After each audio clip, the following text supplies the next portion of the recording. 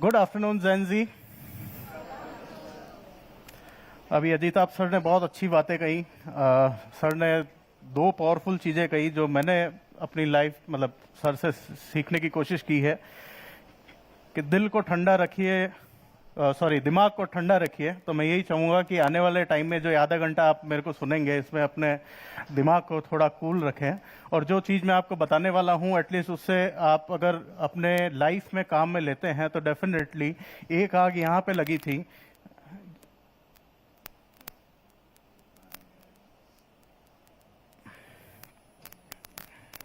ये नहीं चल रहा है।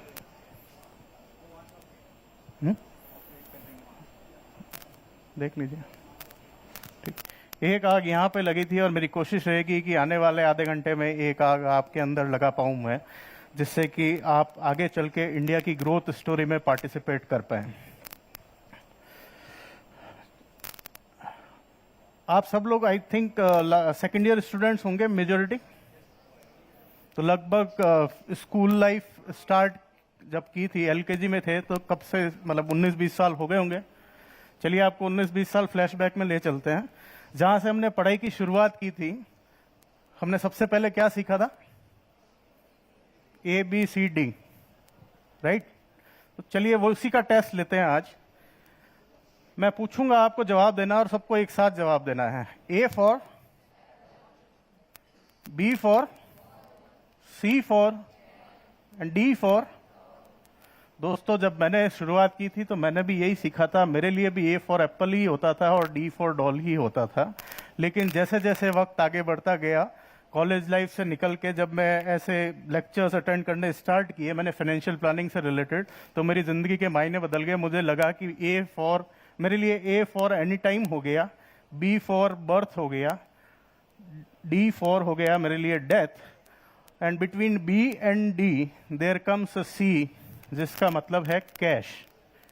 आप कैश बोल सकते हैं, आप मनी बोल सकते हैं, आप वेल्थ बोल सकते हैं। कहने का मतलब है कि from any time, from birth to death, one requires cash. और ये कैश कहाँ से आएगा, आज थोड़ी चर्चा जो हम करेंगे वो सब उससे इर्द गिर्द ही घूमती रहेगी। एक चीज अजीताभ सर ने और बोली कि हमें पैटर्न चेंज करने की जरूरत है, बिलीफ चेंज करने की जरूरत है। तो कुछ मेरी प्रेजेंटेशन में भी मैं चाहूंगा कि कुछ पैटर्न और बिलीफ की बात जो मैं इसमें करूंगा, उसको भी आप थोड़ा आगे और गौर करें। First slide please.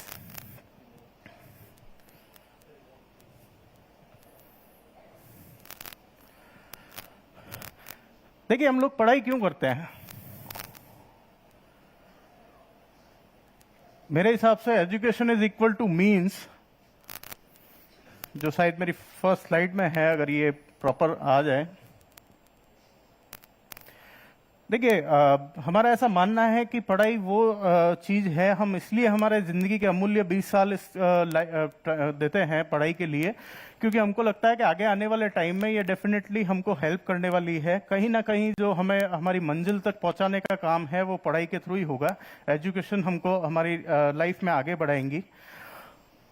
और जनरली मंजिल सबकी कुछ ना कुछ कॉमन, अगर मोटी मोटी 4 मंजिलों की बात करूं तो आप में से कई लोग आगे चल के बिजनेस करना चाहेंगे, कुछ लोग जॉब करना चाहेंगे मेरी तरह, या फिर कोई अपने पैशन को फॉलो करना चाहेगा, और या मे बी सब कुछ हो जो प्रोफेशनल प्रोफेशन चुनेंगे, लॉयर बनेंगे या फिर आगे चल के आप डॉक्टर बनेंगे। कुछ भी ऑब्वियसली MBA स्कूल से निकलने के बाद डॉक्टर तो नहीं बोल सकता मैं, बट हर बंदा लाइफ में यही 3-4 चीजों के आसपास लैंड होता है। और कहीं ना कहीं बैक ऑफ द माइंड एक ही चीज होती है। Somebody please can. कहीं ना कहीं सबके मन में एक ही बात होती है कि हम जो भी चीज करें, कहीं ना कहीं हम यहां तक पहुंच पाए, कुछ ऐसा फाइनेंशियल रिजर्वर हम क्रिएट कर पाए हमारे लिए, ताकि जब फ्यूचर में हमको इसकी जरूरत पड़े तो हम लोग एक कैश फ्लोज जनरेट कर पाए रेगुलर बेसिस पे। और इसी को हम कहते हैं fire, and fire is nothing but financial independence and retire early. आप में से कितने लोगों ने फायर वाला टॉपिक सुन रखा है पहले? फायर से रिलेटेड चीजें पता है आपको? यार, आप जेन जी स्टूडेंट्स हो। मैं तो सोच रहा था जेन जी का तो सबसे पसंदीदा टॉपिक ही यही होता है कि फ्रीडम, इंडिपेंडेंस और अर्ली रिटायरमेंट, पैशन फॉलो करना है, मतलब मैं ये मानता हूं कि जैन जी का जो सबसे जब भी इंटरेक्ट करता हूं सबसे कॉमन चीज निकल के आती है कि सर हमको ना ट्रेडिशनल नहीं करना है। जैसे पहले चलता था कि हमारे बड़े बुजुर्गों ने 30-35 साल तक लगातार नौकरी की, सुबह 9-10 बजे जाते थे और शाम को 6 बजे घर आते थे, तो हम 30 साल तक तो ये चीज नहीं कर पाएंगे। हम 15 से 20 साल जनरली जॉब करेंगे या फिर बिजनेस करेंगे, उसके बाद ना हम एक ऐसा रिजर्वर बना लेंगे और उसके बाद हम रिटायरमेंट ले लेंगे ताकि हम हमारे पैशन को फॉलो कर पाए। नॉर्मली ये चीज आजकल जब भी बात करते हैं तो निकल के आती है। अब ये हमने जो आप बात कर रहे हैं कि ऐसा रिजर्वेयर बनाना है, तो इसका पैसा हमें मिलेगा कहां से, आइए उसकी बात करते हैं। आगे बढ़ने से पहले इस स्लाइड पे कितना ने ये कंसेप्ट सुन रखा है एसआईपी? काफी हाथ खड़े हैं, बट काफी हाथ रेज नहीं भी हुए हैं, तो उनके लिए मैं बताना चाहूंगा SIP is the systematic investment plan, जिसको हम बोल सकते हैं कि म्यूचुअल फंड में इन्वेस्टमेंट करने का एक तरीका है। आप लोगों ने पोस्ट ऑफिस रिकरिंग डिपॉजिट तो सुन रखा होगा। हर महीने शायद घर पे कोई अंकल आते होंगे, फादर से पैसे लेते होंगे कैश में और ले जाके डिपॉजिट करते होंगे। कंसेप्ट बिल्कुल सेम है, बस एक ही चीज का डिफरेंस है कि वहां पे कैश लेने एक अंकल घर पे आते थे, यहाँ पे ऑटोमेटिक बैंक अकाउंट से आपका जो पैसा है वो डेबिट होने वाला है। तो ये कंसेप्ट होता है एसआईपी का। एक प्री डिसाइडेड डेट को, एक प्री डिसाइडेड अमाउंट, आपने पहले से जो स्कीम चूज कर रखी है उसमें आपको यूनिट्स अलॉट हो जाते हैं उस पर्टिकुलर डेट को। नॉर्मली एसआईपीज में वेल्थ क्रिएशन जो बात करते हैं हम, लॉन्ग टर्म वेल्थ क्रिएशन में, उसमें हमें हेल्प करती है। और प्लस ये जो मार्केट की वॉलेटिलिटी है, मार्केट के जो उतार चढ़ाव है, उनको नेगोशिएट करने में काफी हद तक बेनिफिट देती है हमको। नेक्स्ट, अब हमने आपसे बात की कि ये रिजर्वर बनाना है, तो रिजर्वर जब बनाना है तो ये पैसा आएगा कहां से हमारे पास में?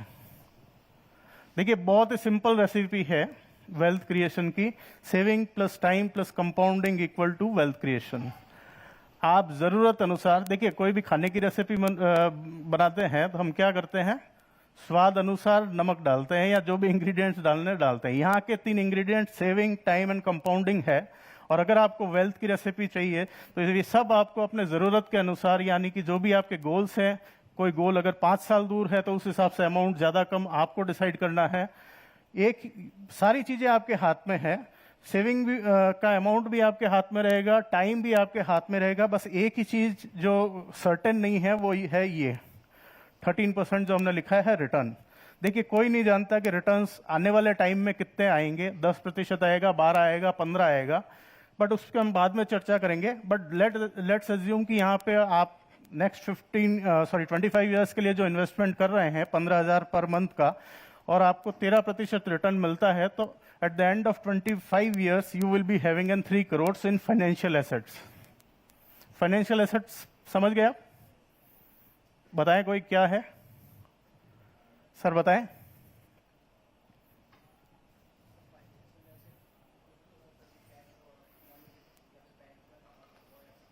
मतलब बिल्कुल ठीक बात बोली आपने कि ऐसी एसेट्स जो मतलब बैंक में हो, कैश में हो, लिक्विड एसेट्स, जिसमें घर और आपका जो भी लैंड वो उसमें काउंट नहीं होगा।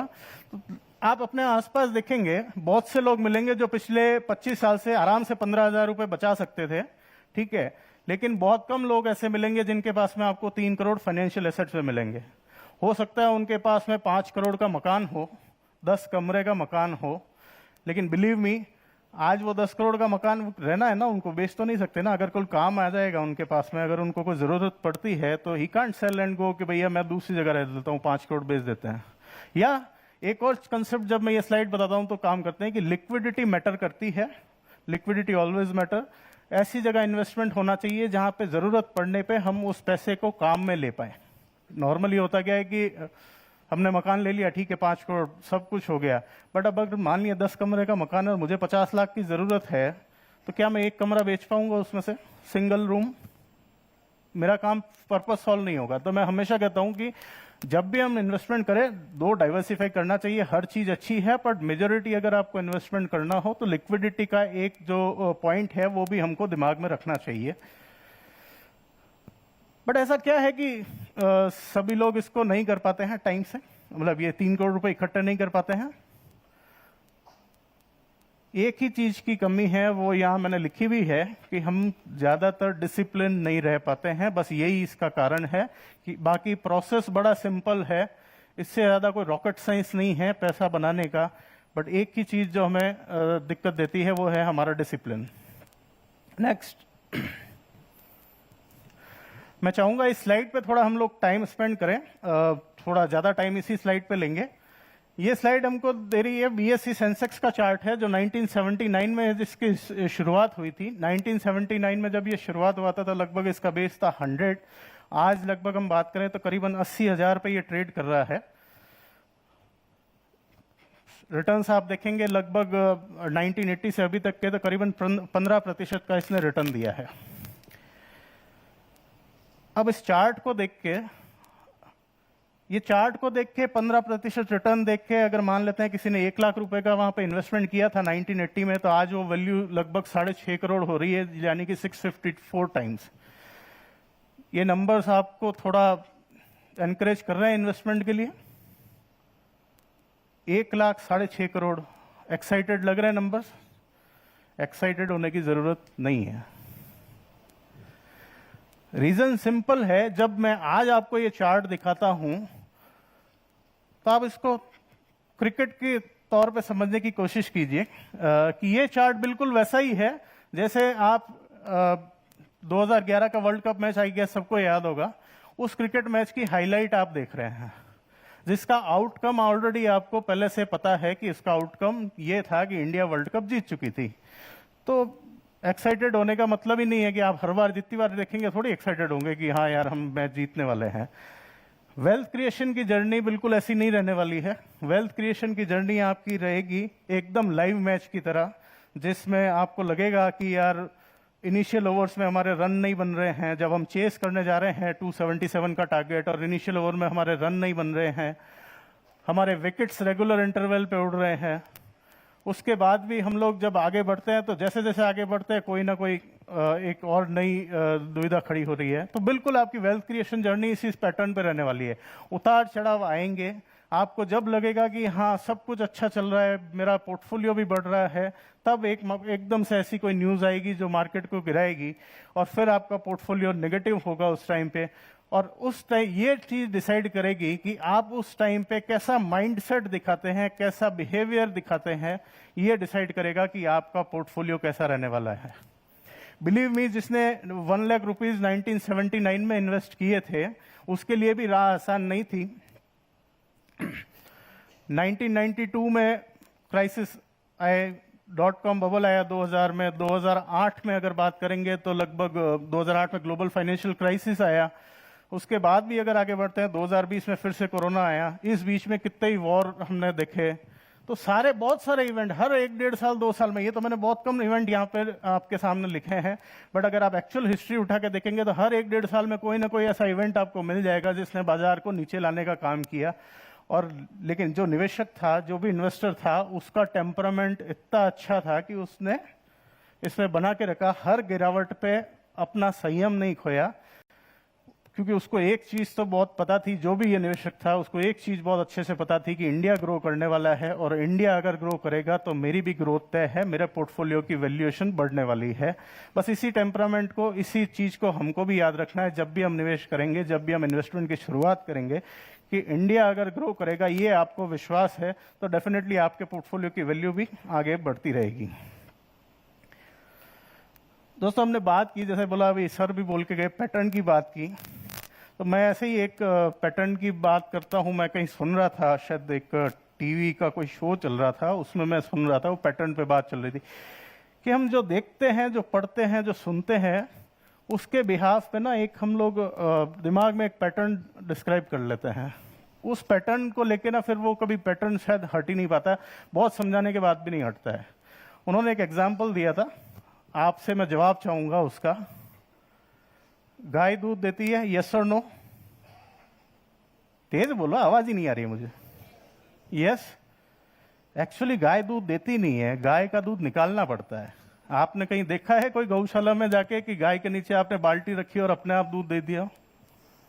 नहीं ना, गाय दूध देती नहीं है, गाय का दूध निकालना पड़ता है। सेकंड, अगर जो थॉट की बात करें, कुछ पाने के लिए कुछ खोना पड़ता है, बहुत फेमस सेइंग है, कुछ पाने के लिए कुछ खोना पड़ता है। यस और नो? चलो एक ने तो बोल दिया नो। पाने के लिए कुछ खोना नहीं पड़ता है, कुछ पाने के लिए कुछ करना पड़ता है। क्या करना पड़ेगा उसकी बात हम नेक्स्ट स्लाइड से करते हैं। नेक्स्ट, ये 3 आज के गुरु मंत्र रहेंगे, begin early, power of compounding, और थर्ड जो सब्जेक्ट रहेगा हमारा वो रहेगा इन्फ्लेशन। इन 3 चीजों पे हम मेन फोकस रखेंगे। जब हम बात करेंगे बिगिन अर्ली की, तो बिगिन अर्ली का मतलब होता है, जो नेक्स्ट स्लाइड प्लीज, ये है बिगिन अर्ली का मतलब। जल्दी शुरुआत का मतलब होता है जब घर में बच्चे का जन्म होता है तब से उसके नाम से आप निवेश की शुरुआत कीजिए, उसके नाम से इन्वेस्टमेंट कीजिए। Believe me, 10,000 per month investment भी अगर आपने कर लिया, 10,000 पर मंथ का इन्वेस्टमेंट ओनली, ठीक है, तो आगे जब चलते हैं तो 9% पे अगर उस रिटर्न को कैलकुलेट करते हैं तो वो लगभग 28 करोड़ रुपीस बनते हैं। और अगर यही रिटर्न्स 12% से कैलकुलेट करते हैं हम लोग तो करीबन 129 करोड़ रुपए बनते हैं। आप फिगर्स नोट करिए दिमाग में, 9% से लगभग 28 करोड़ बन रहे हैं और 12% से 129 करोड़ रुपए बन रहे हैं। लेकिन जब तक ये चीज समझ आती है नॉर्मली लोगों को, उनकी उम्र हो जाती है 30 साल, यानी कि आधी जिंदगी निकल चुकी होती है। अब उसका कितनी बड़ी अपॉर्चुनिटी हमने लूज की है वो हम नेक्स्ट स्लाइड में देखते हैं। 10,000 रुपए वही थे, रिटर्न भी हमने वही एज्यूम किया है जो 12% वहां पे ले रहे थे, यहां भी 12% लिया है। बट क्योंकि हमने शुरुआत 30 साल बाद की है, मतलब इनिशियल 60 साल में से सिर्फ 30 साल का टाइम दिया है, तो हम 1.83 करोड़ ही जोड़ पाएंगे। और अगर 12% से भी अगर रिटर्न कैलकुलेट करते हैं फॉर 12%, लगभग 3.5 करोड़ रुपए बन पाएंगे। अगर मैं इन अ नटशेल बात करूं, 30 साल ने हमें लगभग 125 करोड़ का नुकसान दिया है। 30 साल के डिले ने हमको 125 करोड़ का चूना लगा दिया। अब आप क्या कर सकते हैं? 30 साल बैक आप जा नहीं सकते, पुराने 30 साल वापस ला नहीं सकते, अनटिल अनलेस आपको कोई भगवान से ही वरदान प्राप्त हो कि मिल जाएगी, भाई आप एक अपनी विश बताओ मैं पूरी कर देता हूं। उसके अलावा कोई ऑप्शन नहीं है। 30 साल बैक आप जा नहीं सकते। आपके हाथ में केवल एक ही चीज रहेगी, जो गलती आपने कर दी बहुत बढ़िया, कोई दिक्कत नहीं है, लेकिन आने वाली जनरेशन आपकी वो गलती वापस से दोहराए नहीं।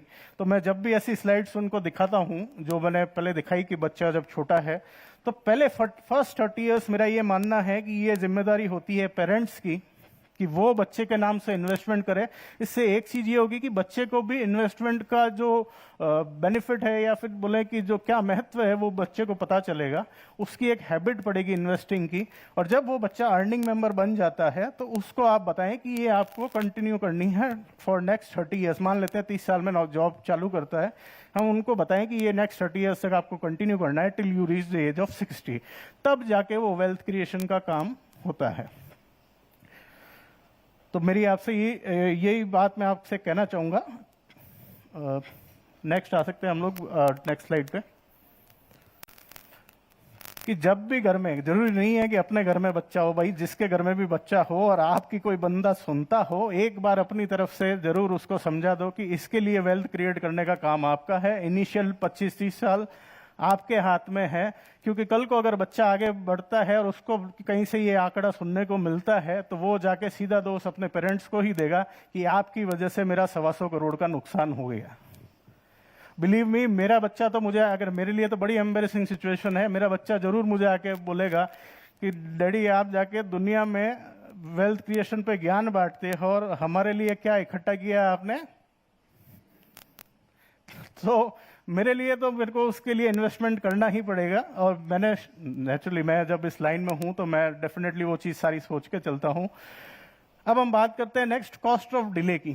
कॉस्ट ऑफ डिले की मतलब ये एक हमने स्लाइड यहाँ पे दिखाई है आपको कि अगर आपको 1.5 करोड़ का कॉर्पस चाहिए एट द एज ऑफ 60 और हम मान के चले कि 12% हमें रिटर्न मिलेगा, तो हम एज वाइज कितना पर मंथ अमाउंट हमको इन्वेस्टमेंट करना पड़ेगा। अगर आप 25 साल की उम्र में शुरुआत करते हैं तो लगभग आपको 2300 रुपए हर महीने निवेश करना पड़ेगा।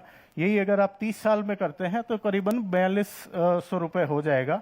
अगर आप 40 इयर्स में आते हैं तो लगभग 15,000 रुपए पर मंथ है, और 45 इयर्स में ये अमाउंट बढ़ के 30,000 हो जाता है लगभग। एक चीज आप देखिए, हर 5 साल का डिले आपकी एसआईपी कॉस्ट को डबल किए जा रहा है, एसआईपी इन्वेस्टमेंट अमाउंट को डबल किए जा रहा है। मिलेगा एंड में जाके सबको उतना ही 1.5 करोड़ रुपया, लेकिन हर 5 साल का डिले आपका इन्वेस्टमेंट अमाउंट बढ़ाते जा रहा है। ये है कॉस्ट ऑफ डिले। नेक्स्ट, इसको एक और एग्जांपल के थ्रू समझने की कोशिश करते हैं। विकास है जिसने 25 साल की उम्र में ये सोच लिया, आपकी तरह ही कोई सेशन अटेंड किया था उसने ये सोच लिया कि मेरी जैसे ही जॉब लगेगी मैं हर महीने 15,000 का इन्वेस्टमेंट स्टार्ट करूंगा, ठीक है, फॉर नेक्स्ट 35 ईयर्स, जब तक मैं 60 साल का न हो जाऊं, और 12% उसको मेरे को रिटर्न मिलेगा, ये उसको अनुमान था। तो विकास का टोटल जो इन्वेस्टमेंट होगा, खुद का पर्सनल इन्वेस्टमेंट होगा, वो 63 लाख होगा, और उसकी वैल्यू बढ़ के जो होगी वो करीबन 9.6 करोड़, रफली 10 करोड़ पकड़िए कि 10 करोड़ रुपए वो विकास जोड़ पाएगा। लेकिन विकास का ही एक कलीग है जो थोड़ा बहुत कूल गए है, उसका ये सोचना है अभी तो नौकरी की शुरुआत की है, अभी क्या, अभी बहुत सारे, अभी लेटेस्ट आईफोन मॉडल आया वो मेरे को लेना है, कार लेनी है, ठीक है, अभी तो फॉरेन ट्रिप पे जाना है, सब कुछ करना है मुझे। तो उसने समझ आते आते उसकी एज हो गई थी 45 पे उसने इन्वेस्टमेंट की स्टार्ट किया। सेम कंसेप्ट पे 15,000 रुपए उसने भी बचाए, लेकिन एंड में आते आते सिर्फ 75 लाख रुपए जोड़ पाया, क्योंकि उसके पास में टाइम सिर्फ 15 साल का था कंपाउंडिंग के लिए। उसके पास में जो विकास ने 35 साल दिए थे वो आकाश के पास नहीं थे। अगर मान लीजिए आकाश ये भी मान लेता कि मैं विकास के अमाउंट को मैच करने की कोशिश करूंगा, विकास ने 63 लाख रुपए बचाए थे, मैं भी 63 लाख रुपए बचाऊंगा, यानी कि 63 लाख मैं भी सेव करता हूं या इन्वेस्ट करता हूं, तब भी आकाश लास्ट में जाके 1.75 करोड़ तक ही पहुंच पाता। यानी कि आप देखिए कि आकाश को ये जो कॉस्ट ऑफ डिले है वो करीबन 8 से 9 करोड़ रुपए चुकाने पड़े हैं जस्ट इस एक डिले की वजह से। आगे बढ़ते हैं नेक्स्ट स्लाइड पे। ये कहानी है 4 आपके कजन्स की। फर्स्ट कजन है अलीशा। ये चारों कजन बेसिकली बैठ के डिसाइड करते हैं कि यार जो भी हो जाए 40 साल की उम्र तक नौकरी करेंगे, उसके बाद में छोड़ देंगे, फिर अपना पैशन फॉलो करेंगे, जो भी है जितना जोड़ा उतना ठीक है। तो अलीशा जिसकी एज 20 ईयर्स है वो स्टार्ट करती है 5,000 रुपीज पर मंथ, और लगभग 12% से at the end of 40 years वो टोटल अमाउंट एक्यूमुलेट कर पाती है ऑलमोस्ट 46 लाख। अमित जो उससे 5 साल बड़ा है, सेम वही 5,000 रुपए से स्टार्ट करता है, लेकिन वो एंड में पहुंचते पहुंचते उसकी गाड़ी रुक जाती है 24 लाख पे। देखिए डिले सिर्फ 5 साल का है, अमित सिर्फ 5 साल बड़ा है, 5 साल का ही कंपाउंडिंग कम हुआ है, बट ऑलमोस्ट आलिशा के कॉर्पस से आधे पे रह गया है अमित। शरण जो इन सभी भाई बहनों में सबसे बड़ा है, 30 साल उसकी एज है, और उसको ये बहुत अच्छे से पता है कि मेरे पास में मात्र 10 साल है रिटायरमेंट के लिए, या यूं बोलूं कि कंपाउंडिंग का देने के लिए मेरे पास सिर्फ 10 साल है।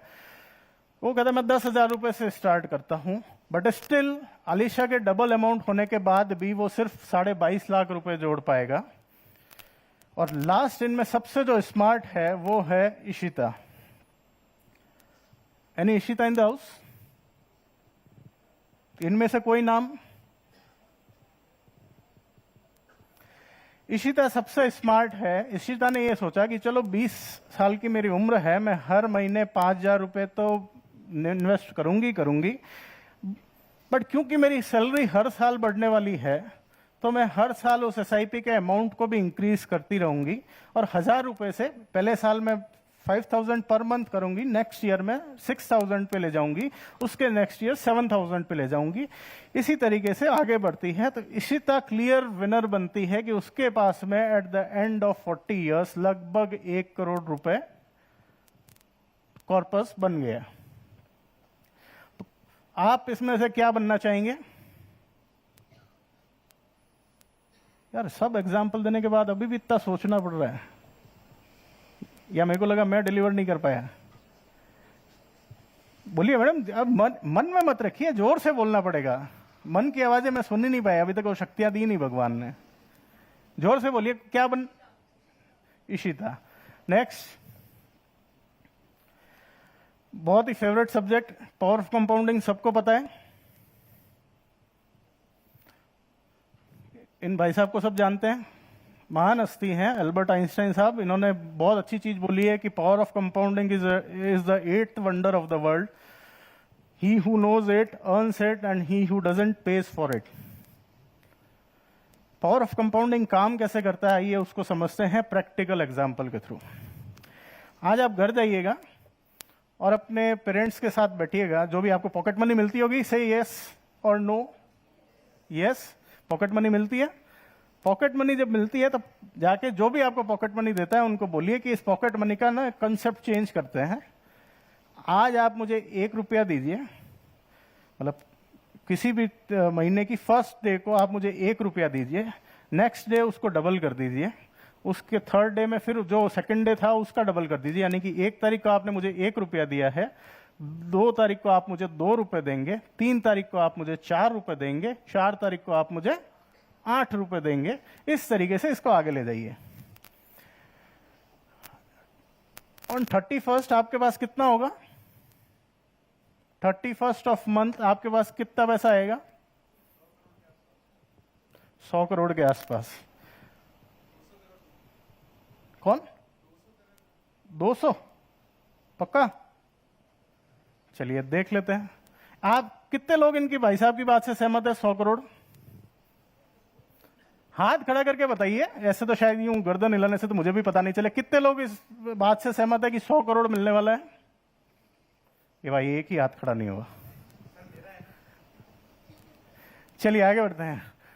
जब मैं ये नॉर्मली दिखाता हूं तो सवाल आता है, अच्छा जो एक 100 करोड़ से सहमत नहीं है उनके हिसाब से 10 लाख होने चाहिए, यस और नो? आगे बढ़िए। 1 करोड़, नेक्स्ट 10 करोड़, 20 करोड़, 30 करोड़। एक्चुअली जो इन्होंने बोला वो सही था, इनके अनुमान से भी ज्यादा था। 107 करोड़ रुपए इकट्ठे होंगे। मतलब 31st डे को जो पैसा मिलने वाला है आपको, this is equal to 107 crore. इसको और आगे बढ़ाते हैं, इस गेम को थोड़ा और इंटरेस्टिंग बनाते हैं। हम इसको 1 महीने की जगह 2 महीने करते हैं। अकबर बीरबल की कहानी हमने बचपन में खूब सुनी है। यही होता था, दोनों के बीच में एक कंपटीशन होता था, कोई शर्त लगती थी और जो जीतता था वो दूसरे को कुछ ना कुछ कि आप बताइए क्या करना है। तो एज यूजुअल चेस का कंपटीशन हुआ, बीरबल जीत गए। अकबर ने बोला कि क्या चाहिए, तो बीरबल ने एक ही चीज कहा, जहां अपना चेस का बोर्ड है, चेस का गेम है, आप पहले स्क्वायर में 1 गोल्ड कॉइन रखिए और हर स्क्वायर में इस गोल्ड कॉइन को डबल कर दीजिए। तो कितने स्क्वायर हैं चेस बोर्ड में? 64। तो 64 आते आते कितना गोल्ड कॉइन हो गया होगा? कोई बता पाएगा? नहीं बता पाएगा। मैं लिख के दे देता हूं तो भी नहीं बता पाएगा। नेक्स्ट,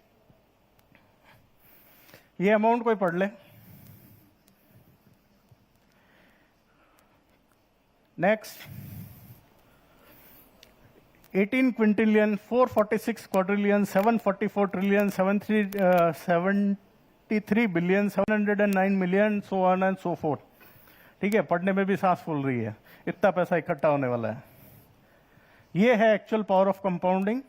लेकिन दिक्कत यह है कि हमको सब पता है, हमने सब कुछ सीखा है, हमने आगे नेक्स्ट स्लाइड में फॉर्मूला भी देखेंगे, वो भी हमने बहुत अच्छे से पढ़ा है।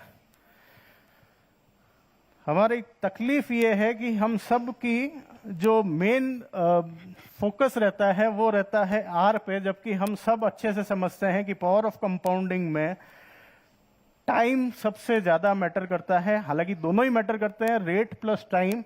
बट बिलीव मी, अगर आपको कोई ऐसी जगह आपने निवेश किया है जहां आपको 20% भी मिल जाता है रिटर्न, मान लेते हैं, ठीक है, लेकिन समय आपने 5 साल का ही दिया है, तो जो वेल्थ जो हम लोग बात कर रहे थे, 31 दिन देने पे 31st डे को 107 करोड़ रुपए आए थे, क्योंकि 31 दिन दिए थे।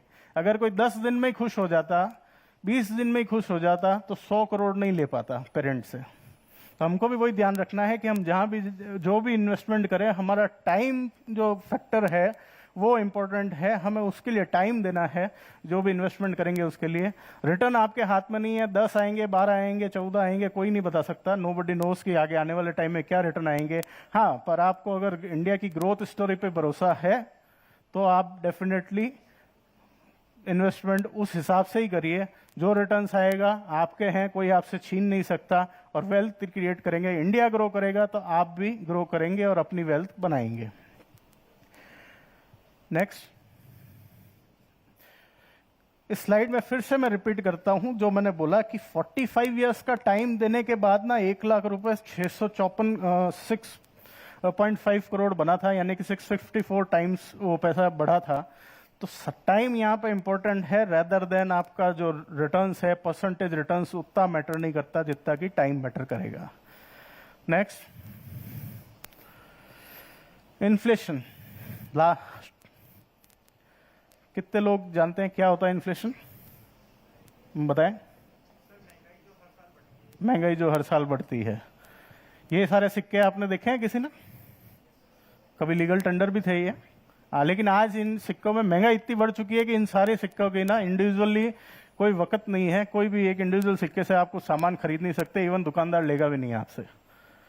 नेक्स्ट, एक महंगाई ये है जिसको हम जानते हैं कि साहब 2000 रुपए में अगर ब्रेड का पैकेट 10 रुपए मिलता था, 2030 आते आते 6% से अगर महंगाई बढ़ती है तो लगभग 51 रुपए हो जाएगा। दूध 25 से 129 हो जाएगा, यही जानते हैं। बट मेरा ऐसा मानना है कि एक्चुअल महंगाई ये नहीं है, एक्चुअल महंगाई है हमारी लाइफ स्टाइल में। True inflation is in our life style. आजकल लोगों में एक बड़ी बीमारी है, लोग अमीर दिखना ज्यादा पसंद करते हैं बजाय अमीर बनने के। लोगों का सारा फोकस है कि मैं किस तरीके से सोसाइटी के सामने अमीर दिखूं, रादर देन मैं अमीर बनूं। मेरे को हर साल लेटेस्ट आईफोन चाहिए, मेरे को हर 3 साल में गाड़ी बदलनी है, मेरे को हर साल 3 फॉरेन ट्रिप पे जाना है।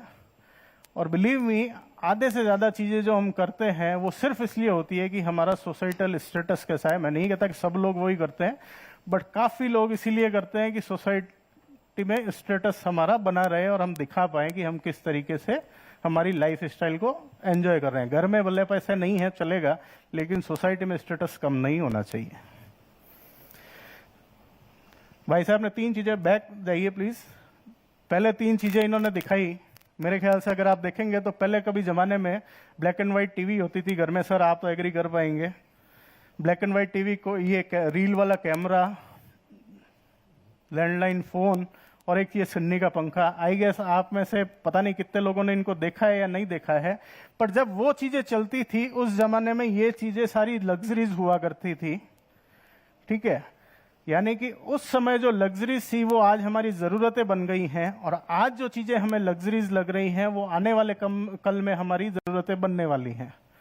तो अब उन जरूरतों को कैसे हम पूरा करेंगे? अगर ये सारी जो बातें मैंने आपको शुरुआत से बोली, अगर इसको नहीं कर पाएंगे तो हम लोग शायद उन जरूरतों को पूरा भी ना कर पाए। नेक्स्ट,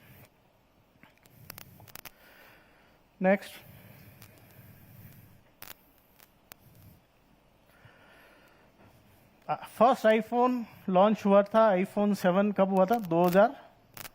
2007 में। कीमत थी लगभग $500 की। $1 की कीमत, मतलब इंडियन रुपीस की बात करूं तो 50 रुपीज हुआ करता था उस टाइम पे। लगभग मोटा मोटा 25,000 रुपए में आईफोन 7 मिलता था शायद 2007 में। अब किसी ने अगर उस वक्त ये एप्पल के शेयर में अगर इन्वेस्ट किया होता तो वो 500 रुपए आज लगभग 28 लाख होते, क्योंकि 4 रुपए का शेयर था उस टाइम पे, आज लगभग 250 रुपए का शेयर है। और $1 की कीमत इंडियन रुपीज में आज 90 रुपए है, तो उस हिसाब से आपके पास में 28 लाख होते हैं। अब क्या इसका मतलब क्या है कि हम आईफोन नहीं लें? यस और नो? कितने लोगों के पास आईफोन है? काफी अच्छी तादाद है। मैं ये कहीं नहीं कहूंगा कि आईफोन ना ले, मैं सिर्फ आपको इतना कहूंगा कि अपने जो भी लग्जरीज हैं उनको प्रायोरिटी ना दें इन्वेस्टमेंट के ऊपर। आपको पहले प्रायोरिटी देनी होगी अपने निवेश को, अपने इन्वेस्टमेंट के लिए प्रायोरिटी रखनी होगी। उसके बाद आपके पास पैसा बचता है तो बेशक आप आईफोन लीजिए, कोई दिक्कत नहीं है। एक और एग्जांपल के थ्रू समझते हैं इसको। मारुति ने कहीं 2003 के आसपास अल्टो कार लॉन्च की थी और उस टाइम पे अल्टो की कीमत होती थी लगभग 3 लाख के आसपास। आज अगर बेचने जाएंगे तो शायद किलो के भाव बिकेगी। ठीक है, अब आपको सब पता है यहाँ पे क्या आने वाला था। 3 लाख रुपए आज अगर मारुति के शेयर में उस टाइम किसी ने इन्वेस्ट किए होते तो आज बढ़ के वैल्यू हो गई होती 3.08 करोड़। और आई बेट शायद इस रेट में तो आप रोल्स रॉयस भी चला सकते हैं। आज की तारीख में मिल जाएगी, शायद रोल्स रॉयस मिल जाएगी ना। एक छोटी ले लेते हैं। स्टार्टिंग ये तो भाई उससे तो छोटी होगी ना, पैसा तो 3 करोड़ ही बना है। 3 करोड़ रुपए आपके पास होते, लेकिन इसका मतलब ये नहीं है कि जिसको जरूरत थी 2003 में गाड़ी की वो गाड़ी ना ले। गाड़ी ले, बेशक ले, लेकिन आपको पहले प्रायोरिटी देनी होगी इन्वेस्टमेंट को। बिकॉज अगर इन्वेस्टमेंट नहीं किया तो आज तो आप अमीर दिख जाएंगे या फिर आज आपका काम चल जाएगा, लेकिन आने वाले कल में हो सकता है आपको तकलीफ उठानी पड़े। तो प्लीज ऐसा मत करिए। एक बहुत बेसिक सिंपल फॉर्मूला होता है, आप भी सब जगह आपने पढ़ रखा होगा कि अगर आप 100 रुपीज आपकी इनकम है तो 50% आपका खर्च होना चाहिए आपकी नेसेसिटीज पे, यानी कि जो जरूरत की चीजें हैं उस पे। 20 रुपए बेशक आप अपनी लग्जरीज पे खर्च करिए, लेकिन इन सबसे पहले आप 30 रुपए जो आपके पास बचते हैं उनको आप इन्वेस्टमेंट में लगाइए। तभी आप आज की बचत, कल की मुस्कान, जो सपना है उसको साकार कर पाएंगे। नेक्स्ट। और जब आप ये कर पाएंगे तो आप एटलीस्ट उस टाइम पे कह सकेंगे कि आई एम फायर, यानी कि फाइनेंशियल इंडिपेंडेंस, रिटायर अर्ली। ये मेरा जो गोल था वो मैं अचीव कर चुका हूं। नेक्स्ट। तो हमने 3 पावरफुल कंसेप्ट पे बात की। Do begin early. याद रखिए कि ये आपका भविष्य, जो आपका जो पास्ट है वो आप नहीं बदल पाएंगे, लेकिन आपकी जनरेशन का जो फ्यूचर जनरेशन का जो कहें कि आने वाला टाइम है वो जरूर बदलना आपके हाथ में है। Begin early. टाइम दीजिए। पावर ऑफ कंपाउंडिंग को ध्यान में रखिए। सिर्फ 31 दिन की कहानी याद रखिए, वही बहुत है। 107 करोड़ दिमाग में रखिएगा फिगर, कि 31 दिन में कंपाउंडिंग 107 करोड़ हो जाती है।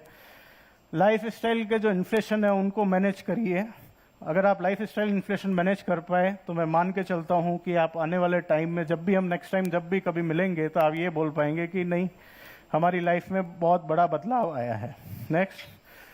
तो आज के जो की टेकअवेज हैं उन पे बात कर लेते हैं। Beat inflation, invest in asset, growth asset. निवेश हमेशा ऐसी जगह होना चाहिए जो आपको कमा के दे। ऐसा ना हो कि कई बार हमको लगता है कि यार हमारे पास पैसा है, सेविंग बैंक अकाउंट में पड़ा है, लेकिन कई बार वो पैसा सिर्फ रेस्ट कर रहा होता है और आप दौड़ भाग कर रहे होते हैं। प्लीज ऐसा मत करिए। नेक्स्ट। SIP 500 रुपए से भी स्टार्ट हो सकती है। Invest early to grow more, हमने बात की बिगिन अर्ली पे। Idle money earns nothing, invest it. Achieve your goals with systematic investment plan, ये भी हमने बात की कि किस तरीके से छोटी छोटी रकम से हम बड़ा कॉर्पस इकट्ठा कर सकते हैं। Liquidity matters, easy to sell, easy to use, जो हमने बोला कि एक 5 करोड़ का मकान है, एक कमरा हम बेच नहीं पाएंगे, 50 लाख अगर हमको जरूरत है तो हमेशा ऐसे इंस्ट्रूमेंट में निवेश करिए जहां पे आपके पास में लिक्विडिटी हो। And last but not the least, the power of compounding का जो मैजिक है वो याद रखिए, बिकॉज पावर ऑफ कंपाउंडिंग वाकई में 8th वंडर है। और इसका एग्जाम्पल हमने देखा 107 करोड़ और प्लस 18 क्विंटिलियन वाले एग्जाम्पल के साथ में। So that's all from my side. Thank you very much.